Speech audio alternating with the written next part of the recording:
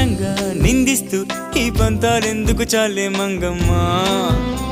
చూశాక నిన్ను వేశాక కన్ను వెనక్కేలాగా తీసుకోను, ఏం చెప్పుకోను ఎడు తప్పుకోను, నువ్వొద్దన్నా నేనొప్పుకోను. నువ్వేసే గవ్వలాటలు మెలేసే గళ్ళబాటలు నీదాకా నన్ను రప్పించింది నువ్వేలేవమ్మా. నిజంగా నెగ్గడం అంటే